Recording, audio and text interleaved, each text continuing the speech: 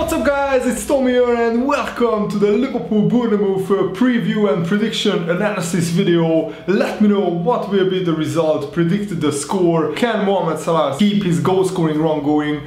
That's the big question. But before we get into this video, Sunday will mark another year anniversary of the Hillsborough disaster, so rest in peace to all the 96 Liverpool fans who lost their lives. We should remember them every year. Justice for the 96. I just wanted to get this message in there before I get on with the video. Liverpool are currently on their longest unbeaten run since 2009 actually, because Liverpool are unbeaten in 18 Premier League games. If you enjoy these types of videos, guys, make sure to leave a like. We beat Bournemouth 4-0 away from home in the first game between these two sides, but we shouldn't take this game lightly because Liverpool have some injury problems, because Klein and Klavan are ruled out. Lallana, Matip, Gomez and Emre Can are already out, so especially in midfield we are a little bit short. But Jordan Henderson will be fresh and ready to go for this game because he had to sit out the Manchester City second leg because of a suspension. But we have Wijnaldum, Oxlade-Chamberlain and Henderson and Milner to choose from in midfield. The big question is, can Salah, Mane and Firmino play another high intensity game in this one? I really hope so, because after this game we have 1 week to rest and to recover. The big worry is the right back position at this moment, centre back position as well, because we only have 2 fit centre backs, Lovren and Van Dijk, and we only have 1 fit right back, Alexander-Arnold. Klein and Joe Gomez and Klavan and Matip, 4 defenders are out injured. Thankfully Robertson and Moreno, they look like that they are fit, and Firmino also had a minor neck issue after the City game, which Jurgen Klopp said he should be fine with that, so he should recover. I think we should start with Milner as well. Wijnaldum hasn't really impressed me that much in the past 2 or 3 months. And the back 4, I think, will be Alexander-Arnold, Lovren, Van Dijk and Robertson, because Moreno is just recovering from another injury setback. The big question is, can we come to this game in the right frame of mind? Because to come from such a high of reaching the Champions League semi-finals, something that Liverpool haven't done in 10 years, yes, in a decade, 10 years, that's how far Liverpool have come under Jurgen Klopp, and I'm over the moon. But this is actually an important game for Liverpool, because if we can win this one and Chelsea drop points, and Chelsea have a lot of games coming up, and they have actually, I think, 3 away games coming up. They are playing Southampton this weekend away from home, and Southampton are fighting for their lives. So if Chelsea drop points and Liverpool can win against Bournemouth, that would be crucial, because then the top 4 would almost be guaranteed and Liverpool could rest some players before the Champions League semi-final and between the Champions League semi-finals against Roma. Salah is on 29 goals in the Premier League, and he needs just 2 more goals to set the record and 3 more goals to break the record of the top scorers of the Premier League. I think now Thierry Henry and Luis Suarez have 31 goals each in a 38 game season. That's the most that any player has scored. I think Salah can break it. I was really annoyed and frustrated, and share me, what do you think about this? That Harry Kane claimed the Eriksen goal in the latest Tottenham victory, and he got absolutely roasted for that, and I saw so many hilarious memes about that. Harry Kane is desperate to win another top scorer award in the Premier League. I think he won the past 2 top scorer awards, and he's desperate for a 3rd one. I really hope that Salah can win the top scorers chart. He deserves it because he has been just incredible. But imagine if Harry Kane is level with Salah, or just 1 goal ahead of Salah, because of that ridiculous FA decision that they have awarded Harry Kane the goal without any real video evidence, because the video evidence I don't think is conclusive. But let me know, guys, what do you think about this? That really annoyed me, because Harry Kane barely touched the ball. It's not like he did anything. Eriksen whipped in a free kick and Harry Kane tried to flick it on with his head, and I don't think it touched him. So the internet absolutely roasted Harry Kane, and I loved the reaction. Even even Salah tweeted, "Wow, really?" when the decision was announced on Twitter.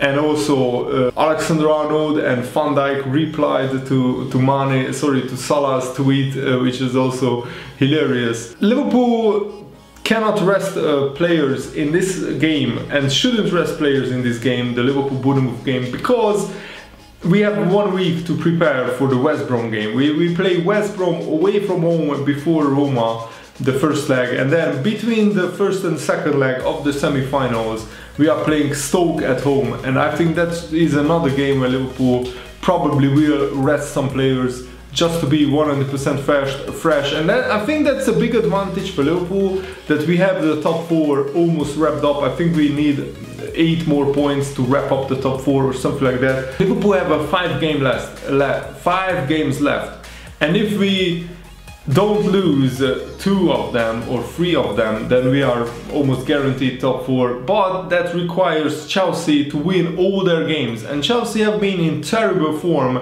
Chelsea have only won 1 of their last 6 games. Chelsea collected 4 points from their last 6 Premier League games, because they lost 4 of them. Yes, against big teams like Tottenham, Manchester United, Man City, but Chelsea are really struggling, and I don't think that they have any realistic chance to make the top 4. But this is the Liverpool-Bournemouth game is vital for us to keep the momentum going, and also to just not give Chelsea any hopes of finishing in the top 4, because if we beat Bournemouth here, then we could even finish 3rd, in my opinion, and I think we should be aiming for 3rd place. Even though it will be extra difficult to do that, because Tottenham don't have the Champions League to contend with, so they can fully focus on the league. On the other hand, Liverpool will probably rest some players in some Premier League games, but Tottenham are playing Manchester City this weekend, and Man City really need a victory. They lost 3 games in a row, and they cannot afford to lose another one, because that would give Manchester United a little bit of hope that they could come back in the Premier League title race. I can't believe I'm saying this, but the Man City's form has really dipped, and a huge credit goes to Liverpool, who beat Man City home and away in the Champions League.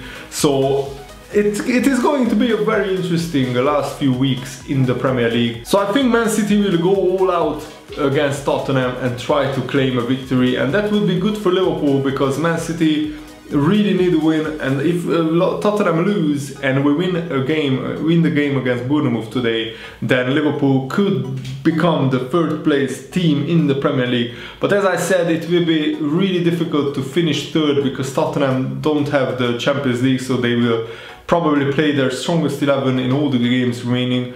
By the way, let's talk about Bournemouth a little bit. They are doing exceptionally well with Eddie Howe. They are on 38 points. They sit in mid-table, and I think they are already safe. So they probably need 2 more points to be 100% sure that they will stay in the Premier League. But Bournemouth are doing really well, and Eddie Howe is a young manager who I really admire, because he plays football the right way, in my opinion. He doesn't park the bus, he doesn't hoof the ball up. He wants to play on the ground, quick passing, and also Bournemouth have some dangerous players. Harry Wilson, Jordan Ibe, who is improving all the time. He's a young player, remember, at Liverpool it didn't work out for him. He only scored 1 or 2 goals in the 2 seasons that he has been with Liverpool, and since he went to Bournemouth he is picking up mostly assists, not a lot of goals, but he has been scoring some goals lately. And the big question is, will Bournemouth come to Anfield to defend, or will they try to attack? And I think they should try to attack, because as I said, they have 38 points. They already have probably the Premier League status secured, And if you come to Anfield just to defend, you will probably lose. But if you attack Liverpool when you have the opportunity, then you have a chance, because Liverpool's defense, even though it has been improving since Van Dijk came in, is not, you know, rock solid still. Bournemouth have scored in 15 consecutive league games, just looking at my notes here, and that's actually more than Liverpool, which is impressive. But Liverpool have improved defensively, so I actually have confidence that Van Dijk and Lovren can keep Bournemouth out.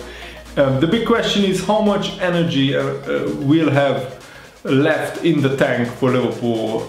Mane, Salah and Firmino, do they have full energy, or are they tired after that exhausting Champions League quarter-final second leg? So what is your prediction for this game? Let me know in the comments below, and thanks for watching. See you later guys, goodbye!